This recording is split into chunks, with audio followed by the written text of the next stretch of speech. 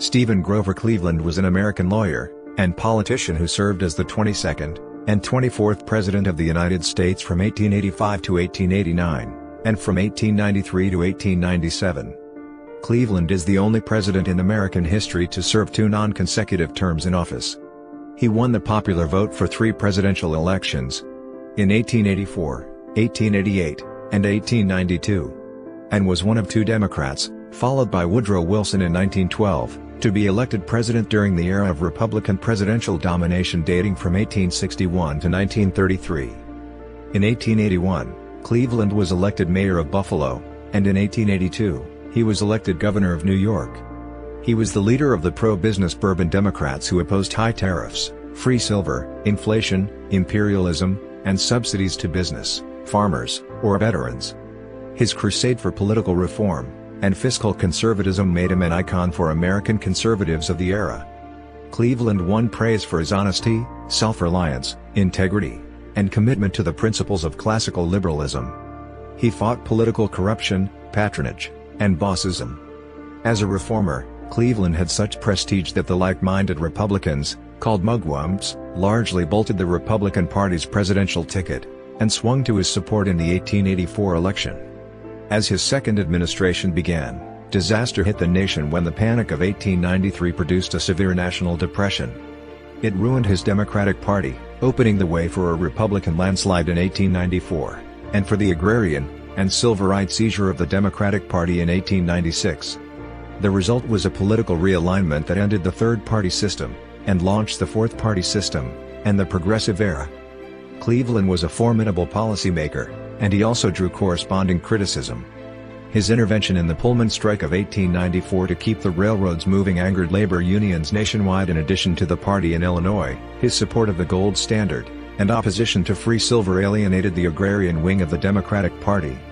Critics complained that Cleveland had little imagination and seemed overwhelmed by the nation's economic disasters, depressions, and strikes in his second term. Even so, his reputation for probity and good character survived the troubles of his second term. Biographer Alan Nevins wrote, "And Grover Cleveland, the greatness lies in typical rather than unusual qualities. He had no endowments that thousands of men do not have. He possessed honesty, courage, firmness, independence, and common sense. But he possessed them to a degree other men do not." By the end of his second term, public perception showed him to be one of the most unpopular U.S. presidents, and he was by then rejected even by most Democrats. Today, Cleveland is considered by most historians to have been a successful leader, and has been praised for honesty, integrity, adherence to his morals, defying party boundaries, and effective leadership. Stephen Grover Cleveland was born on March 18, 1837, in Caldwell, New Jersey, to Anne, née Neal, and Richard Foley Cleveland. Cleveland's father was a Congregational and Presbyterian minister who was originally from Connecticut. His mother was from Baltimore, and was the daughter of a bookseller. On his father's side, Cleveland was descended from English ancestors, the first of the family having emigrated to Massachusetts from Cleveland, England, in 1635. His father's maternal grandfather, Richard Foley Jr., fought at the Battle of Bunker Hill, and was the son of an immigrant from Guernsey. On his mother's side, Cleveland was descended from Anglo-Irish Protestants and German Quakers from Philadelphia. Cleveland was distantly related to General Moses Cleveland, after whom the city of Cleveland, Ohio, was named. Cleveland, the fifth of 9 children, was named Stephen Grover in honor of the first pastor of the First Presbyterian Church of Caldwell, where his father was pastor at the time. He became known as Grover in his adult life. In 1841, the Cleveland family moved to Fayetteville, New York, where Grover spent much of his childhood. Neighbors later described him as full of fun, and inclined to play pranks, and fond of outdoor sports. In 1850, Cleveland's father Richard moved his family to Clinton, New York, to work as district secretary for the American Home Missionary Society. Despite his father's dedication to his missionary work, his income was insufficient for the large family. Financial conditions forced him to remove Grover from school, and place him in a 2-year mercantile apprenticeship in Fayetteville. The experience was valuable and brief, and the living conditions quite austere. Grover returned to Clinton, and his schooling at the completion of the apprentice contract. In 1853, when missionary work began to take a toll on the health of Cleveland's father, he took an assignment in Holland Patent, New York, near Utica, and moved his family again. Shortly after, he died from a gastric ulcer.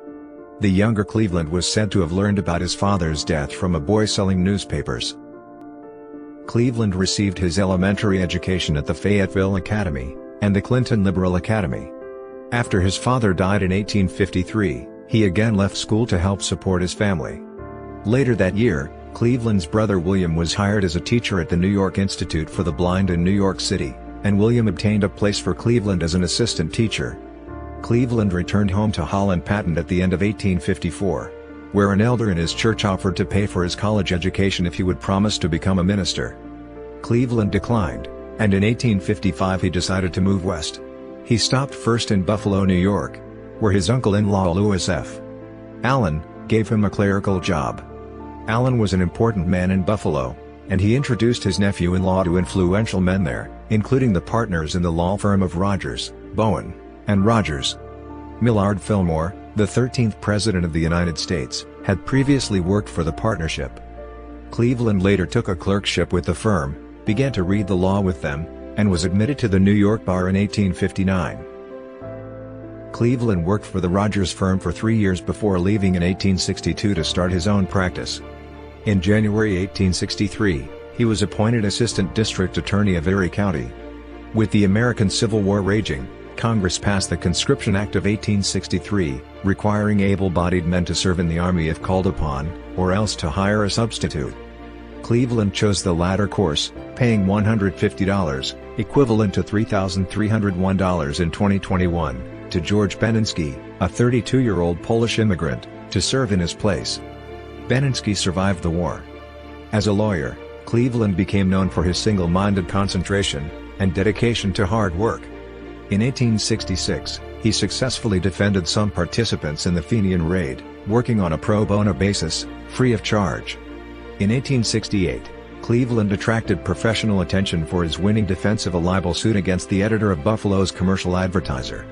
During this time, Cleveland assumed a lifestyle of simplicity, taking residence in a plain boarding house. He devoted his growing income instead to the support of his mother and younger sisters. While his personal quarters were austere, Cleveland enjoyed an active social life, and the easygoing sociability of hotel lobbies and saloons. He shunned the circles of higher society of Buffalo in which his uncle-in-law's family traveled. From his earliest involvement in politics, Cleveland aligned with the Democratic Party. He had a decided aversion to Republicans John Fremont and Abraham Lincoln, and the heads of the Rogers law firm were solid Democrats. In 1865, he ran for district attorney, losing narrowly to his friend and roommate, Lyman K. Bass, the Republican nominee. In 1870, with the help of friend Oscar Folsom, Cleveland secured the Democratic nomination for sheriff of Erie County, New York. He won the election by a 303-vote margin, and took office on January 1, 1871, at age 33. While this new career took him away from the practice of law, it was rewarding in other ways. The fees were said to yield up to $40,000, equivalent to $904,778 in 2021, over the 2-year term. Cleveland's service as sheriff was unremarkable. Biographer Rexford Tugwell described the time in office as a waste for Cleveland politically. Cleveland was aware of graft in the sheriff's office during his tenure, and chose not to confront it.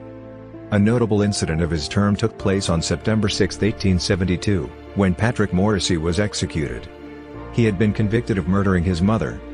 As sheriff, Cleveland was responsible for either personally carrying out the execution or paying a deputy $10 to perform the task. In spite of reservations about the hanging, Cleveland executed Morrissey himself.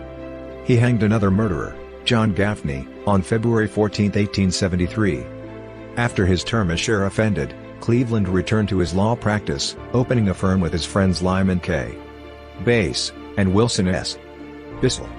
Elected to Congress in 1872, Bass did not spend much time at the firm, but Cleveland and Bissell soon rose to the top of Buffalo's legal community. Up to that point, Cleveland's political career had been honorable and unexceptional. As biographer Alan Nevins wrote, probably no man in the country, on March 4, 1881, had less thought than this limited, simple, sturdy attorney of Buffalo that 4 years later he would be standing in Washington, and taking the oath as President of the United States. It was during this period that Cleveland began courting a widow, Maria Halpin. She later accused him of raping her. It is unclear if Halpin was actually raped by Cleveland as some early reports stated, or if their relationship was consensual. In March 1876, Cleveland accused Halpin of being an alcoholic, and had the child removed from her custody. The child was taken to the Protestant orphan asylum, and Cleveland paid for his stay there. Cleveland also had Halpin admitted to the Providence Asylum in an attempt to have her sober up, and get her life back on track. However, Halpin only stayed at the asylum for 5 days because she was deemed to not be insane. After she left the asylum, Cleveland provided financial support to her in order to help her begin her own business outside of Buffalo. Although lacking irrefutable evidence that Cleveland was the father, the illegitimate child became a campaign issue for the Republican Party in Cleveland's first presidential campaign, where they smeared him by claiming that he was immoral, and for allegedly acting cruelly by not raising the child himself.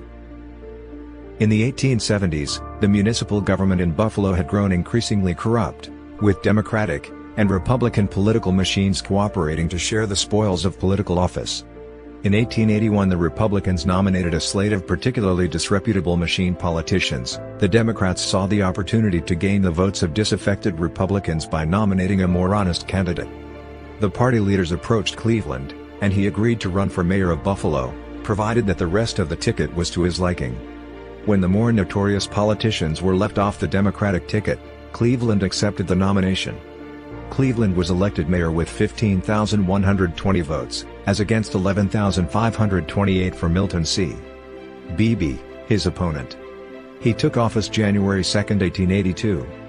Cleveland's term as mayor was spent fighting the entrenched interests of the party machines.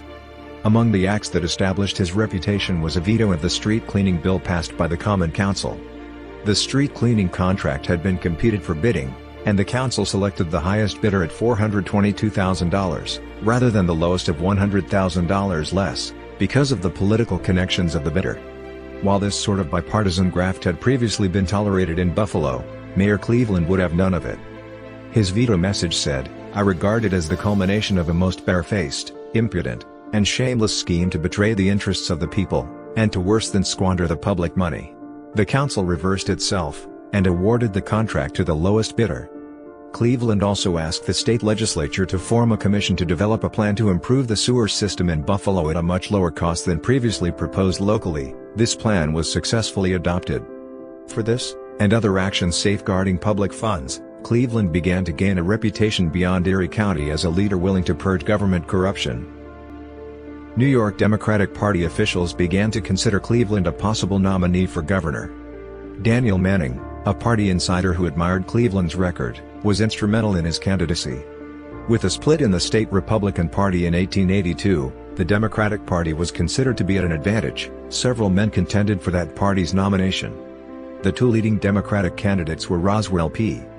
Flower and Henry W. Slocum. Their factions deadlocked, and the convention could not agree on a nominee. Cleveland, in third place on the first ballot, picked up support in subsequent votes, and emerged as the compromise choice. The Republican Party remained divided, and in the general election Cleveland emerged the victor, with 535,318 votes to Republican nominee Charles J. Folger's 342,464. Cleveland's margin of victory was, at the time, the largest in a contested New York election. The Democrats also picked up seats in both houses of the New York State Legislature.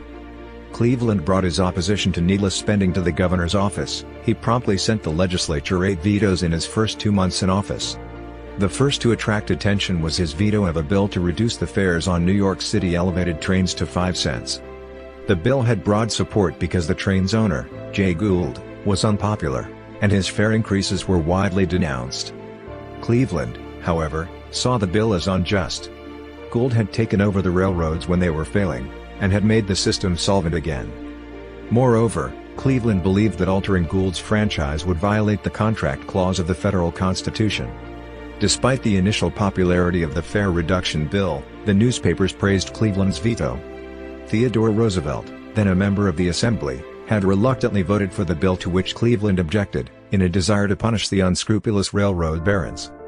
After the veto, Roosevelt reversed himself, as did many legislators, and the veto was sustained.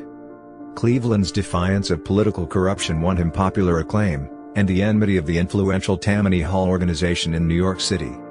Tammany, under its boss, John Kelly, had disapproved of Cleveland's nomination as governor, and their resistance intensified after Cleveland openly opposed and prevented the re-election of Thomas F. Grady, their point man in the state Senate.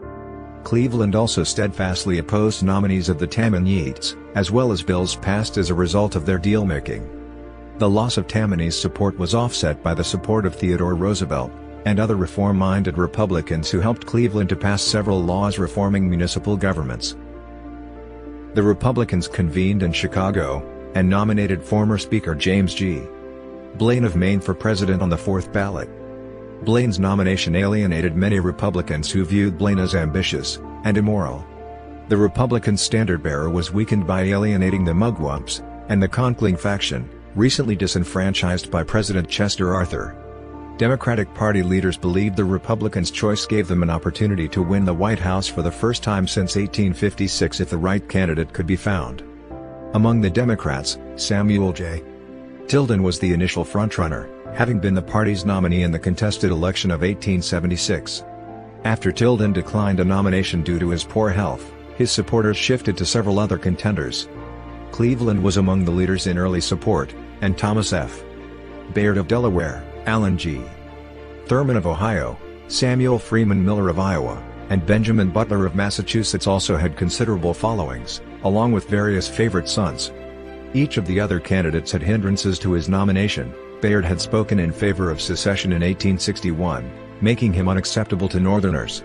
Butler, conversely, was reviled throughout the southern United States for his actions during the Civil War. Thurman was generally well-liked, but was growing old and infirm, and his views on the silver question were uncertain. Cleveland, too, had detractors. Tammany remained opposed to him, but the nature of his enemies made him still more friends. Cleveland led on the first ballot, with 392 votes out of 820. On the second ballot, Tammany threw its support behind Butler, but the rest of the delegates shifted to Cleveland, who won. Thomas A. Hendricks of Indiana was selected as his running mate. Corruption in politics was the central issue in 1884. Blaine had over the span of his career been involved in several questionable deals. Cleveland's reputation as an opponent of corruption proved the Democrats' strongest asset. William C. Hudson created Cleveland's contextual campaign slogan, "A public office is a public trust." Reform-minded Republicans called Mugwumps denounced Blaine as corrupt, and flocked to Cleveland. The Mugwumps, including such men as Carl Schurz and Henry Ward Beecher, were more concerned with morality than with party, and felt Cleveland was a kindred soul who would promote civil service reform and fight for efficiency in government. At the same time that the Democrats gained support from the Mugwumps, they lost some blue-collar workers to the Greenback Labor Party, led by ex-Democrat Benjamin Butler. In general, Cleveland abided by the precedent of minimizing presidential campaign travel and speech-making. Blaine became one of the first to break with that tradition. The campaign focused on the candidates' moral standards, as each side cast aspersions on their opponents. Cleveland's supporters rehashed the old allegations that Blaine had corruptly influenced legislation in favor of the Little Rock and Fort Smith Railroad and the Union Pacific Railway, later profiting on the sale of bonds he owned in both companies. Although the stories of Blaine's favors to the railroads had made the rounds 8 years earlier, this time Blaine's correspondence was discovered, making his earlier denials less plausible. On some of the most damaging correspondence, Blaine had written, "Burn this letter," giving Democrats the last line to their rallying cry, "Blaine, Blaine, James G. Blaine, the continental liar from the state of Maine, burn this letter." Regarding Cleveland, commentator Jeff Jacoby notes that, not since George Washington had a candidate for president been so renowned for his rectitude. But the Republicans found a reputation buried in Cleveland's past. Aided by the sermons of Reverend George H. Ball, a minister from Buffalo, they made public the allegation that Cleveland had fathered an illegitimate child while he was a lawyer there, and their rallies soon included the chant, "Ma, Ma, where's my pa?" When confronted with the scandal, Cleveland immediately instructed his supporters to, above all, tell the truth. Cleveland admitted to paying child support in 1874 to Maria Crofts Halpin, the woman who asserted he had fathered her son Oscar Folsom Cleveland, and he assumed responsibility. Shortly before the 1884 election, The Republican media published an affidavit from Halpin in which she stated that until she met Cleveland, her life was pure and spotless, and there is not, and never was, a doubt as to the paternity of our child, and the attempt of Grover Cleveland, or his friends, to couple the name of Oscar Folsom, or anyone else, with that boy, for that purpose is simply infamous, and false. The electoral votes of closely contested New York, New Jersey, Indiana, and Connecticut would determine the election. In New York, the Tammany Democrats decided that they would gain more from supporting a Democrat they disliked than a Republican who would do nothing for them. Blaine hoped that he would have more support from Irish Americans than Republicans typically did. While the Irish were mainly a Democratic constituency in the 19th century, Blaine's mother was Irish Catholic, and he had been supportive of the Irish National Land League while he was Secretary of State. The Irish, a significant group in 3 of the swing states, did appear inclined to support Blaine until a Republican, Samuel D. Burchard, gave a speech pivotal for the Democrats, denouncing them as the party of rum, Romanism, and rebellion. The Democrats spread the word of this implied Catholic insult on the eve of the election. They also blistered Blaine for attending a banquet with some of New York City's wealthiest men. After the votes were counted, Cleveland narrowly won all 4 of the swing states, including New York by 1,200 votes. While the popular vote total was close, with Cleveland winning by just 1/4%, the electoral votes gave Cleveland a majority of 219 to 182. Following the electoral victory, the Ma attack phrase gained a classic riposte, "Gone to the White House, ha, ha, ha." Soon after taking office, Cleveland was faced with the task of filling all the government jobs for which the president had the power of appointment. These jobs were typically filled under the spoils system, but Cleveland announced that he would not fire any Republican who was doing his job well, and would not appoint anyone solely on the basis of party service. He also used his appointment powers to reduce the number of federal employees, as many departments had become bloated with political time servers. Later in his term, as his fellow Democrats chafed at being excluded from the spoils, Cleveland began to replace more of the partisan Republican officeholders with Democrats. This was especially the case with policy-making positions. While some of his decisions were influenced by party concerns, more of Cleveland's appointments were decided by merit alone than was the case in his predecessors' administrations. Cleveland also reformed other parts of the government. In 1887, he signed an act creating the Interstate Commerce Commission. He, and Secretary of the Navy William C. Whitney undertook to modernize the Navy, and canceled construction contracts that had resulted in inferior ships. Cleveland angered railroad investors by ordering an investigation of western lands they held by government grant. Secretary of the Interior Lucius Q. C. Lamar charged that the rights of way for this land must be returned to the public because the railroads failed to extend their lines according to agreements. The lands were forfeited, resulting in the return of approximately 81 million acres, 330,000 square kilometers. Cleveland was the first Democratic president subject to the Tenure of Office Act, which originated in 1867. The act purported to require the Senate to approve the dismissal of any presidential appointee who was originally subject to its advice and consent. Cleveland objected to the act in principle, and his steadfast refusal to abide by it prompted its fall into disfavor, and led to its ultimate repeal in 1887. Cleveland faced a Republican Senate, and often resorted to using his veto powers. He vetoed hundreds of private pension bills for American Civil War veterans, believing that if their pensions requests had already been rejected by the Pension Bureau, Congress should not attempt to override that decision. When Congress, pressured by the Grand Army of the Republic, passed a bill granting pensions for disabilities not caused by military service, Cleveland also vetoed that. Cleveland used the veto far more often than any president up to that time. In 1887, Cleveland issued his most well-known veto, that of the Texas Seed Bill.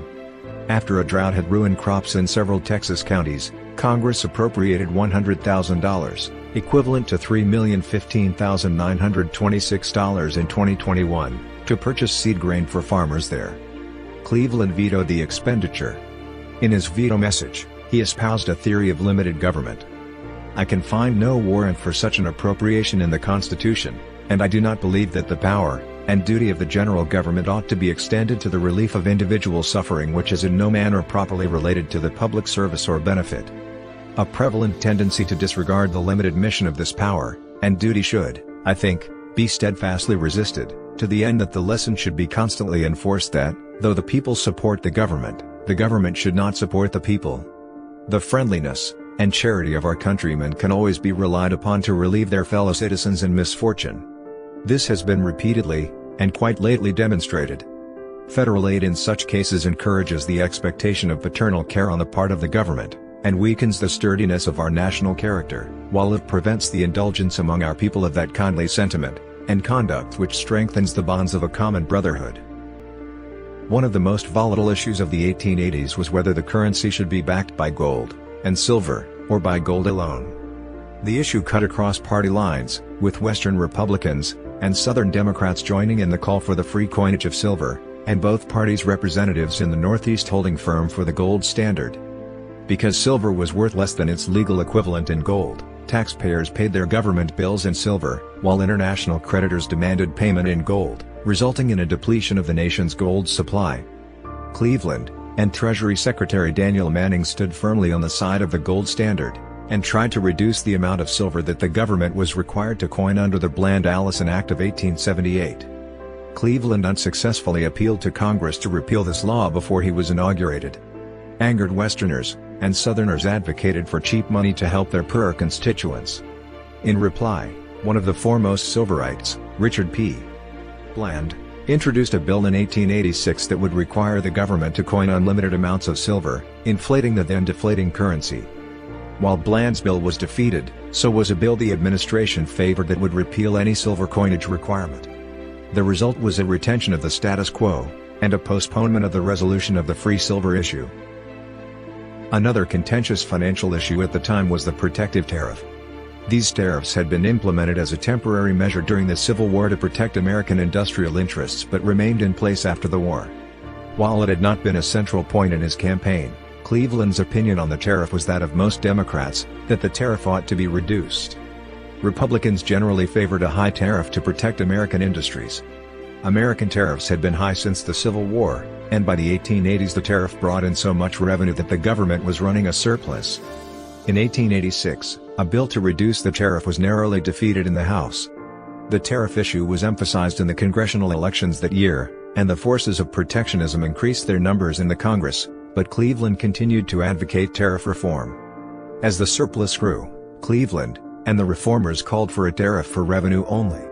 His message to Congress in 1887, quoted at Wright, highlighted the injustice of taking more money from the people than the government needed to pay its operating expenses. Republicans, as well as protectionist Northern Democrats like Samuel J. Randall, believed that American industries would fail without high tariffs, and they continued to fight reform efforts. Roger Q. Mills, chairman of the House Ways and Means Committee, proposed a bill to reduce the tariff from about 47% to about 40%. After significant exertions by Cleveland and his allies, the bill passed the House. The Republican Senate failed to come to an agreement with the Democratic House, and the bill died in the conference committee. Dispute over the tariff persisted into the 1888 presidential election. Cleveland was a committed non-interventionist who had campaigned in opposition to expansion and imperialism. He refused to promote the previous administration's Nicaragua Canal Treaty, and generally was less of an expansionist in foreign relations. Cleveland's Secretary of State, Thomas F. Baird, negotiated with Joseph Chamberlain of the United Kingdom over fishing rights in the waters off Canada, and struck a conciliatory note, despite the opposition of New England's Republican senators. Cleveland also withdrew from Senate consideration of the Berlin Conference Treaty, which guaranteed an open door for U.S. interests in the Congo. Cleveland's military policy emphasized self-defense and modernization. In 1885, Cleveland appointed the Board of Fortifications under Secretary of War William C. Endicott to recommend a new coastal fortification system for the United States. No improvements to U.S. coastal defenses had been made since the late 1870s. The board's 1886 report recommended a massive $127 million construction program, equivalent to $3.8 billion in 2021, at 29 harbors and river estuaries, to include new breech-loading rifled guns, mortars, and naval minefields. The board and the program are usually called the Endicott Board and the Endicott Program. Most of the board's recommendations were implemented, and by 1910, 27 locations were defended by over 70 forts. Many of the weapons remained in place until scrapped in World War II as they were replaced with new defenses. Endicott also proposed to Congress a system of examinations for Army officer promotions. For the Navy, the Cleveland administration, spearheaded by Secretary of the Navy William Collins Whitney, moved towards modernization, although no ships were constructed that could match the best European warships. Although completion of the 4 steel-hulled warships begun under the previous administration was delayed due to a corruption investigation, and subsequent bankruptcy of their building yard, these ships were completed in a timely manner in naval shipyards once the investigation was over. 16 additional steel-hulled warships were ordered by the end of 1888. These ships later proved vital in the Spanish-American War of 1898, and many served in World War I. These ships included the second-class battleships Maine and Texas, designed to match modern armored ships recently acquired by South American countries from Europe, such as the Brazilian battleship Riachuelo. 11 protected cruisers, including the famous Olympia, 1 armored cruiser, and 1 monitor were also ordered, along with the experimental cruiser Vesuvius. Cleveland, like a growing number of Northerners, and nearly all white Southerners, saw Reconstruction as a failed experiment, and was reluctant to use federal power to enforce the 15th Amendment of the U.S. Constitution, which guaranteed voting rights to African Americans. Though Cleveland appointed no black Americans to patronage jobs, he allowed Frederick Douglass to continue in his post as Recorder of Deeds in Washington, D.C., and appointed another black man, James Campbell Matthews, a former New York judge, to replace Douglass upon his resignation. His decision to replace Douglass with a black man was met with outrage, but Cleveland claimed to have known Matthews personally. Although Cleveland had condemned the outrages against Chinese immigrants, he believed that Chinese immigrants were unwilling to assimilate into white society. Secretary of State Thomas F. Bayard negotiated an extension to the Chinese Exclusion Act, and Cleveland lobbied the Congress to pass the Scott Act, written by Congressman William Lawrence Scott, which prevented the return of Chinese immigrants who left the United States. The Scott Act easily passed both houses of Congress, and Cleveland signed it into law on October 1, 1888. Cleveland viewed Native Americans as wards of the state, saying in his first inaugural address that his guardianship involves, on our part, efforts for the improvement of their condition, and enforcement of their rights. He encouraged the idea of cultural assimilation, pushing for the passage of the Dawes Act, which provided for the distribution of Indian lands to individual members of tribes, rather than having them continue to be held in trust for the tribes by the federal government. While a conference of Native leaders endorsed the act, in practice the majority of Native Americans disapproved of it. Cleveland believed the Dawes Act would lift Native Americans out of poverty, and encourage their assimilation into white society. It ultimately weakened the tribal governments, and allowed individual Indians to sell land, and keep the money. In the month before Cleveland's 1885 inauguration, President Arthur opened 4 million acres of Winnebago and Crow Creek Indian lands in the Dakota Territory to white settlement by executive order. Tens of thousands of settlers gathered at the border of these lands, and prepared to take possession of them. Cleveland believed Arthur's order to be in violation of treaties with the tribes, and rescinded it on April 17 of that year, ordering the settlers out of the territory. Cleveland sent in 18 companies of Army troops to enforce the treaties, and ordered General Philip Sheridan, at the time commanding general of the U.S. Army, to investigate the matter. Cleveland was 47 years old when he entered the White House as a bachelor. His sister Rose Cleveland joined him, acting as hostess for the first 2 years of his administration. Unlike the previous bachelor President James Buchanan, Cleveland did not remain a bachelor for long. In 1885 the daughter of Cleveland's friend Oscar Folsom visited him in Washington. Frances Folsom was a student at Wells College. When she returned to school, President Cleveland received her mother's permission to correspond with her, and they were soon engaged to be married. The wedding occurred on June 2, 1886, in the Blue Room at the White House. Cleveland was 49 years old at the time, Frances was 21. She remains the youngest wife of a sitting president. He was the second president to wed while in office, and remains the only president to marry in the White House. This marriage was unusual because Cleveland was the executor of Oscar Folsom's estate, and had supervised Frances's upbringing after her father's death. Nevertheless, the public took no exception to the match. At 21 years, Frances Folsom Cleveland was the youngest First Lady in history, and soon became popular for her warm personality. The Clevelands had 5 children: Ruth, 1891 to 1904, Esther, 1893 to 1980, Marion, 1895 to 1977, Richard, 1897 to 1974, and Francis, 1903 to 1995. British philosopher Philippa Foot, 1920 to 2010, was their granddaughter. Esther was born in the White House on September 9, 1893. She is the only child of a president to have been born there. Cleveland also claimed paternity of an additional child named Oscar Folsom Cleveland with Maria Crofts Halpin.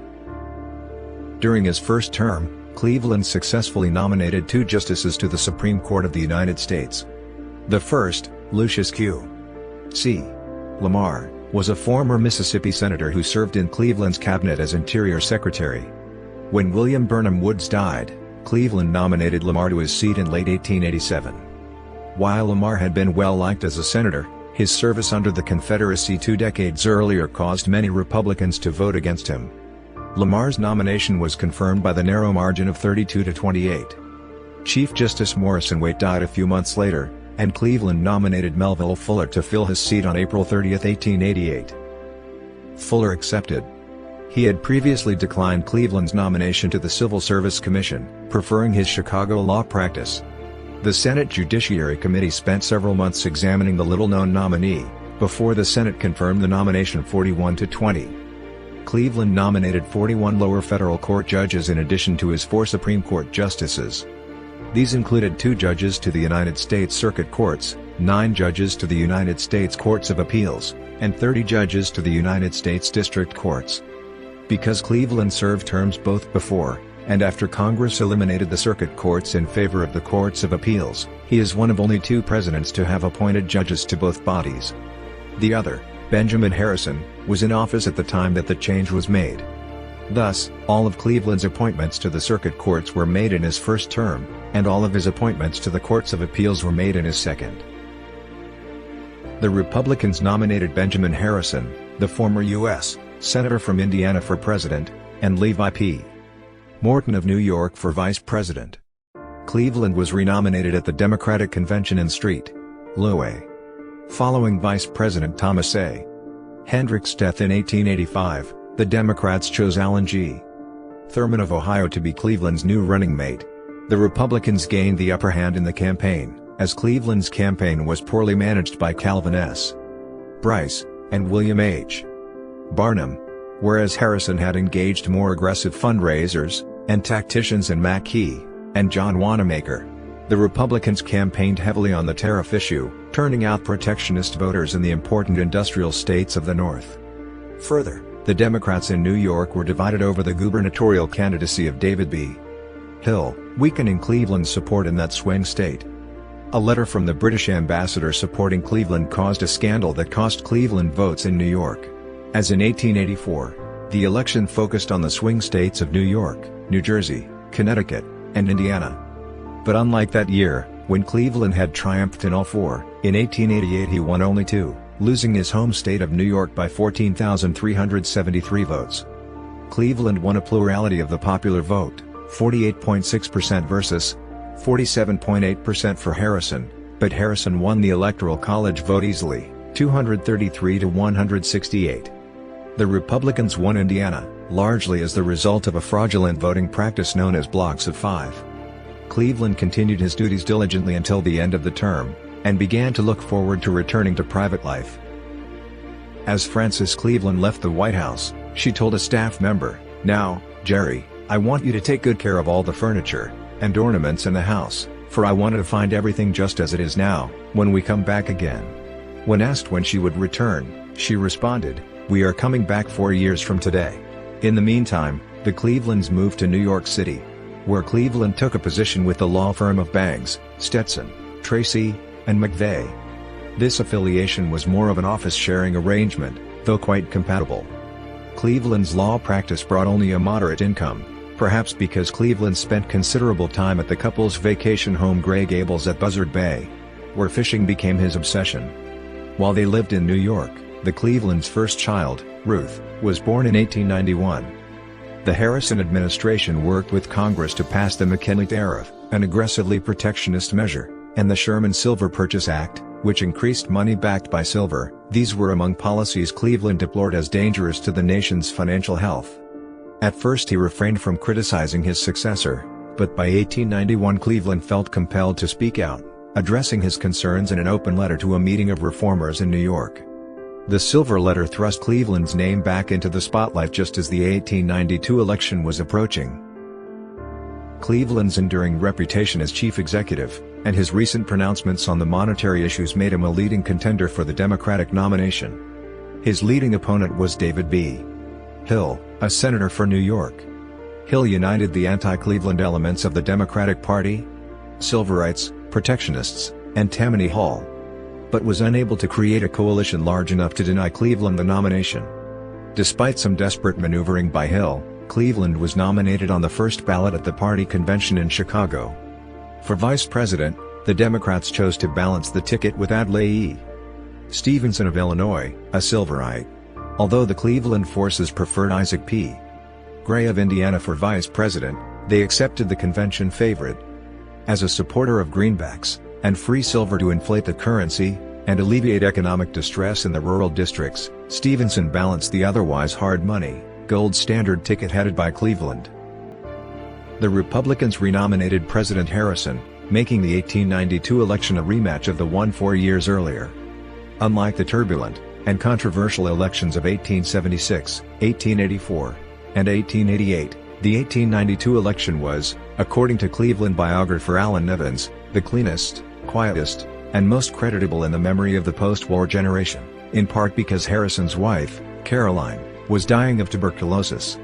Harrison did not personally campaign at all. Following Caroline Harrison's death on October 25, 2 weeks before the national election, Cleveland, and all of the other candidates stopped campaigning, thus making Election Day a somber and quiet event for the whole country as well as the candidates.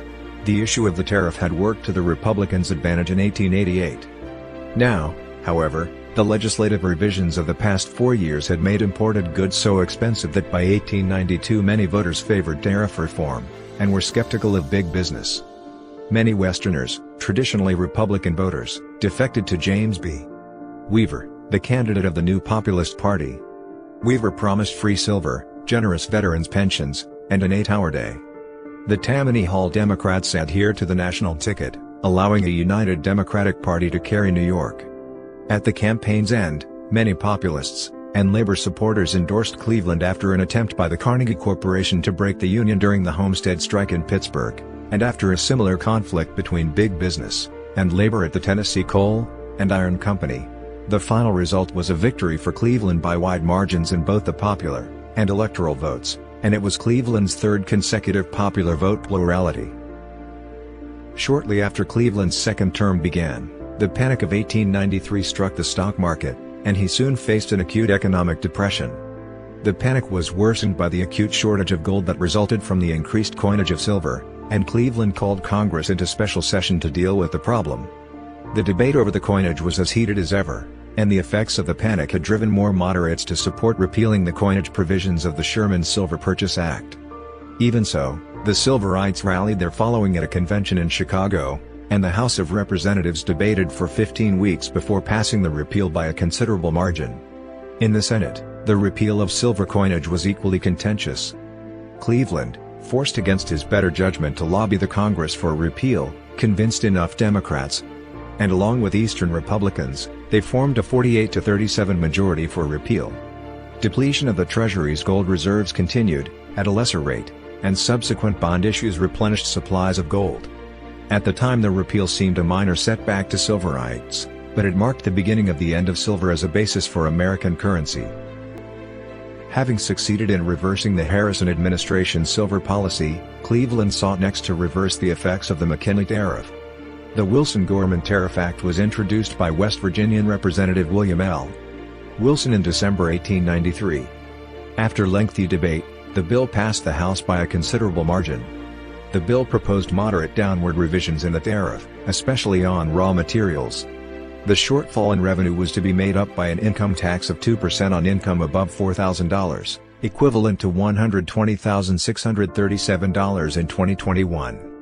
The bill was next considered in the Senate, where it faced stronger opposition from key Democrats led by Arthur Pugh Gorman of Maryland, who insisted on more protection for their state's industries than the Wilson bill allowed. The bill passed the Senate with more than 600 amendments attached that nullified most of the reforms. The Sugar Trust in particular lobbied for changes that favored it at the expense of the consumer. Cleveland was outraged with the final bill, and denounced it as a disgraceful product of the control of the Senate by trusts and business interests. Even so, he believed it was an improvement over the McKinley tariff, and allowed it to become law without his signature. In 1892, Cleveland had campaigned against the Lodge Bill, which would have strengthened voting rights protections through the appointing of federal supervisors of congressional elections upon a petition from the citizens of any district. The Enforcement Act of 1871 had provided for a detailed federal overseeing of the electoral process, from registration to the certification of returns. Cleveland succeeded in ushering in the 1894 repeal of this law, ch. 25, 28 Stat. 36.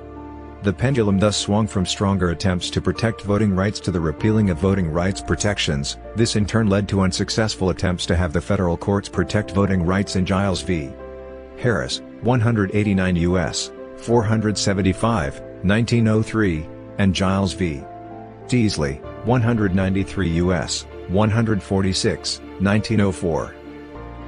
The Panic of 1893 had damaged labor conditions across the United States, and the victory of anti-silver legislation worsened the mood of Western laborers.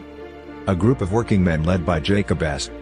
Coxey began to march east toward Washington, D.C., to protest Cleveland's policies. This group, known as Coxey's Army, agitated in favor of a national roads program to give jobs to working men, and a weakened currency to help farmers pay their debts. By the time they reached Washington, only a few hundred remained, and when they were arrested the next day for walking on the lawn of the United States Capitol, the group scattered. Even though Coxey's army may not have been a threat to the government, it signaled a growing dissatisfaction in the West with Eastern monetary policies. The Pullman strike had a significantly greater impact than Coxey's army.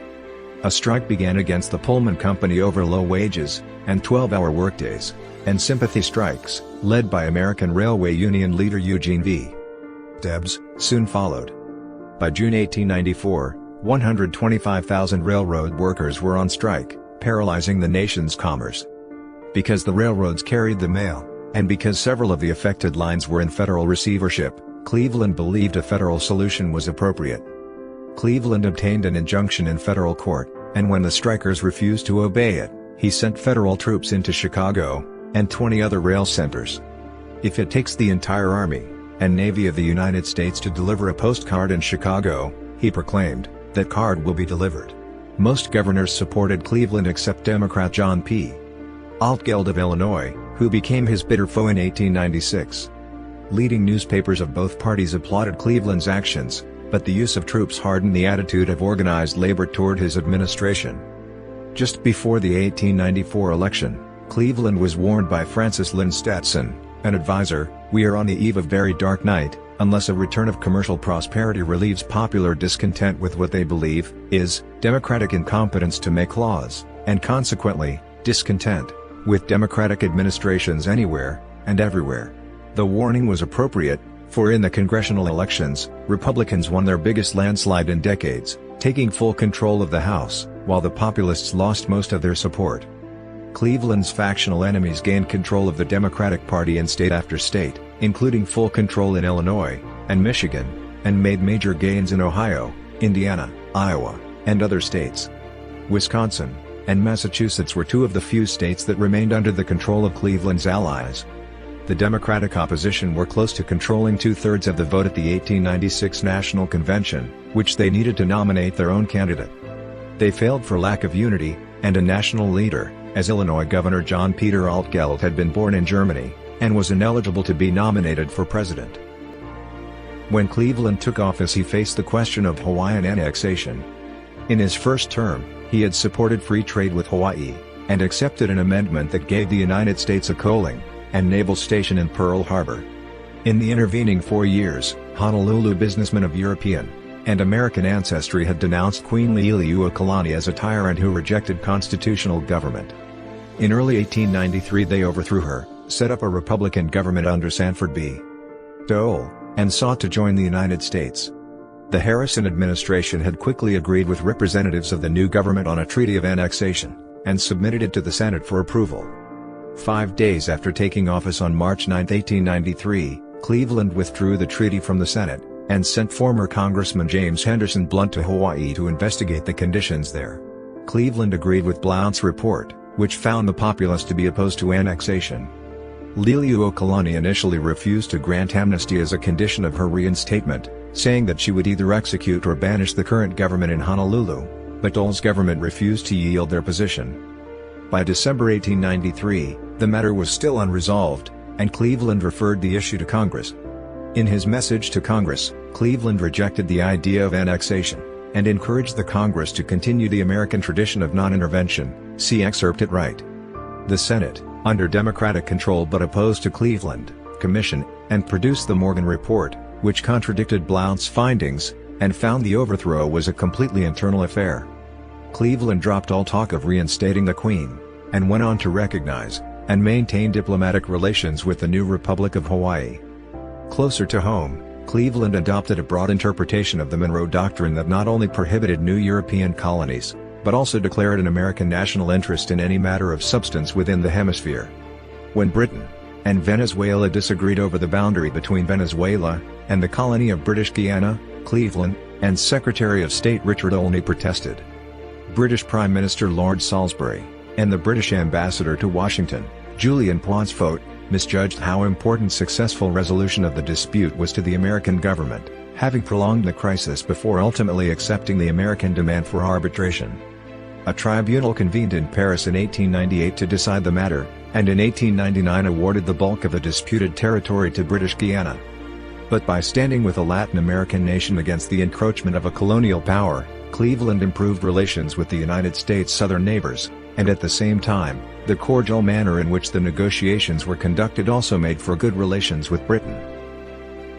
The second Cleveland administration was as committed to military modernization as the first, and ordered the first ships of a navy capable of offensive action.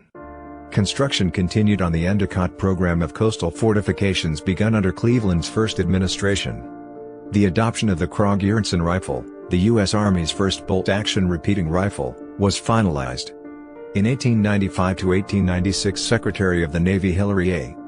Herbert, having recently adopted the aggressive naval strategy advocated by Captain Alfred Thayer Mahan, successfully proposed ordering 5 battleships, the Kearsarge and Illinois classes, and 16 torpedo boats. Completion of these ships nearly doubled the Navy's battleships, and created a new torpedo boat force, which previously had only 2 boats. The battleships, and 7 of the torpedo boats were not completed until 1899 to 1901, after the Spanish-American War. In the midst of the fight for repeal of free silver coinage in 1893, Cleveland sought the advice of the White House doctor, Drive O'Reilly, about soreness on the roof of his mouth, and a crater-like edge ulcer with a granulated surface on the left side of Cleveland's hard palate. Clinical samples were sent anonymously to the Army Medical Museum. The diagnosis was an epithelioma, rather than a malignant cancer. Cleveland decided to have surgery secretly, to avoid further panic that might worsen the financial depression. The surgery occurred on July 1, to give Cleveland time to make a full recovery in time for the upcoming congressional session. Under the guise of a vacation cruise, Cleveland, and his surgeon, Drive Joseph Bryant, left for New York. The surgeons operated aboard the Oneida, a yacht owned by Cleveland's friend E.C. Benedict, as it sailed off Long Island. The surgery was conducted through the president's mouth, to avoid any scars or other signs of surgery. The team, sedating Cleveland with nitrous oxide and ether, successfully removed parts of his upper left jaw and hard palate. The size of the tumor and the extent of the operation left Cleveland's mouth disfigured. During another surgery, Cleveland was fitted with a hard rubber dental prosthesis that corrected his speech and restored his appearance. A cover story about the removal of 2 bad teeth kept the suspicious press placated. Even when a newspaper story appeared giving details of the actual operation, the participating surgeons discounted the severity of what transpired during Cleveland's vacation. In 1917, one of the surgeons present on the Oneida, Drive, William W. Keene, wrote an article detailing the operation. Cleveland enjoyed many years of life after the tumor was removed, and there was some debate as to whether it was actually malignant. Several doctors, including Drive Keene, stated after Cleveland's death that the tumor was a carcinoma. Other suggestions included ameloblastoma or a benign salivary mixed tumor, also known as a pleomorphic adenoma. In the 1980s, analysis of the specimen finally confirmed the tumor to be verrucous carcinoma, a low-grade epithelial cancer with a low potential for metastasis. Cleveland's trouble with the Senate hindered the success of his nominations to the Supreme Court in his second term. In 1893, after the death of Samuel Blatchford, Cleveland nominated William B. Hornblower to the court. Hornblower, the head of a New York City law firm, was thought to be a qualified appointee, but his campaign against a New York machine politician had made Senator David B.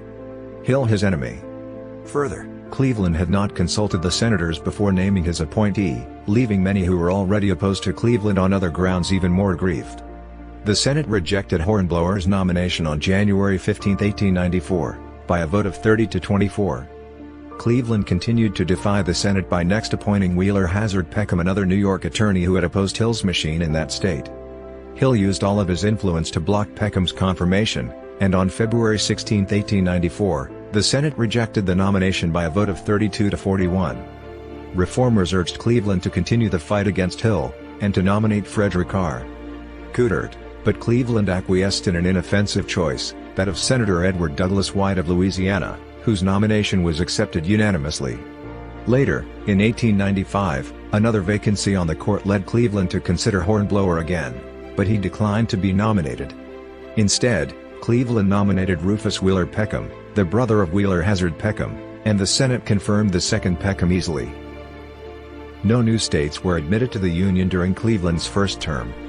On February 22, 1889, 10 days before leaving office, the 50th Congress passed the Enabling Act of 1889, authorizing North Dakota, South Dakota, Montana, and Washington to form state governments, and to gain admission to the Union.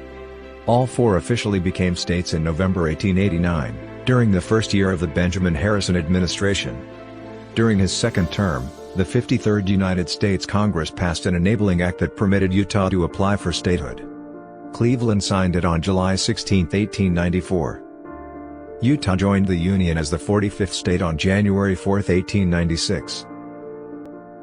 Cleveland's agrarian and silverite enemies gained control of the Democratic Party in 1896, repudiated his administration and the gold standard, and nominated William Jennings Bryan on a free silver platform. Cleveland silently supported the Gold Democrats' third-party ticket that promised to defend the gold standard, limit government, and oppose high tariffs, but he declined their nomination for a third term. The party won only 100,000 votes in the general election, and William McKinley, the Republican nominee, triumphed easily over Bryan. Agrarians nominated Bryan again in 1900. In 1904, the Conservatives, with Cleveland's support, regained control of the Democratic Party, and nominated Alton B. Parker.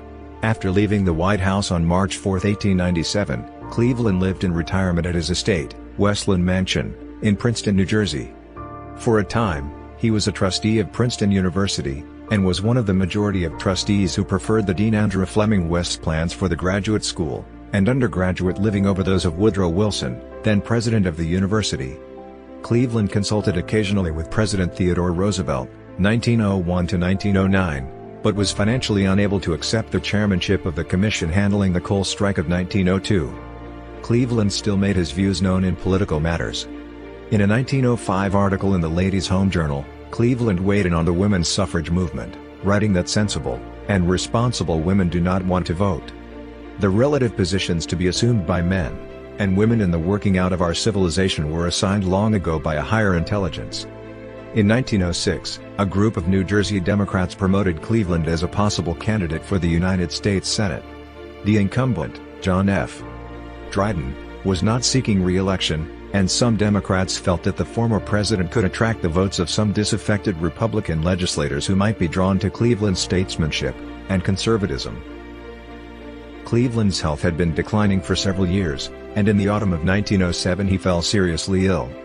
In 1908, he suffered a heart attack, and died on June 24 at age 71 in his Princeton residence. His last words were, "I have tried so hard to do right." He is buried in the Princeton Cemetery of the Nassau Presbyterian Church. In his first term in office, Cleveland sought a summer house to escape the heat and smells of Washington, D.C., near enough the capital.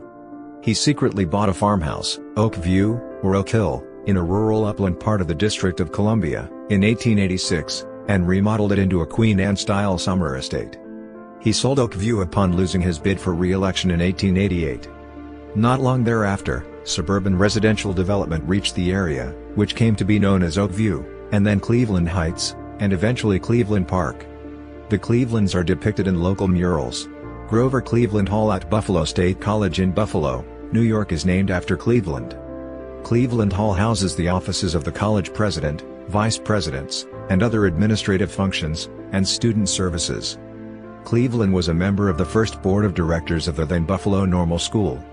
Grover Cleveland Middle School in his birthplace, Caldwell, New Jersey, was named for him, as is Grover Cleveland High School in Buffalo, New York, and the town of Cleveland, Mississippi.